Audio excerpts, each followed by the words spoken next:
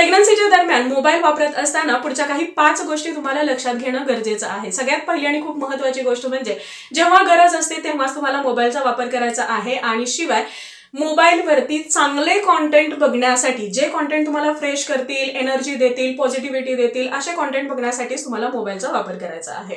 दुसरी गोष्ट म्हणजे मोबाईल वापरत असताना किंवा मोबाईलवरती तुम्ही जेव्हा बोलत असता तर त्यावेळी कानाला लावून मोबाईल बोलण्यापेक्षा तुम्ही स्पीकरवरती टाकून या पद्धतीने मोबाईल पुढे पकडून तुम्हाला फोन अटेंड करायचा आहे। तिसरी गोष्ट म्हणजे तुम्ही जेव्हा झोपता किंवा तुम्ही जेव्हा आराम करत असता तर त्यावेळी तुमच्या अगदी जवळ तुम्हाला मोबाईल ठेवायचा नाही। बऱ्याच जणांना सवय असते की उशीखाली मोबाईल ठेवा किंवा डोक्याच्या अगदी वरती जवळ असा मोबाईल ठेवा, तर असं तुम्हाला बिलकुल करायचं नाही। कमीत कमी 3 फुटाच्या अंतरावरती तुम्हाला हा मोबाईल ठेवायचा आहे। शक्यतो मोबाईल हा तुम्हाला जवळ ठेवायचा नाही।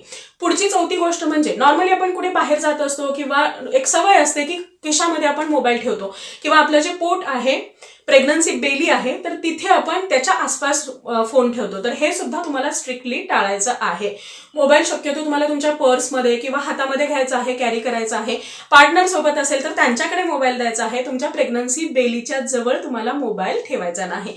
आणि सगळ्यात शेवटची 5वी गोष्ट म्हणजे मोबाईलचा वापर हा जेवढा शॉर्ट पद्धतीने करता येईल तेवढा करायचा आहे। मग ते कॉलसाठी असू द्या किंवा एंटरटेनमेंटसाठी असू द्या, याचा वापर तुम्हाला अगदी शॉर्ट पिरियडसाठी करणं अपेक्षित आहे।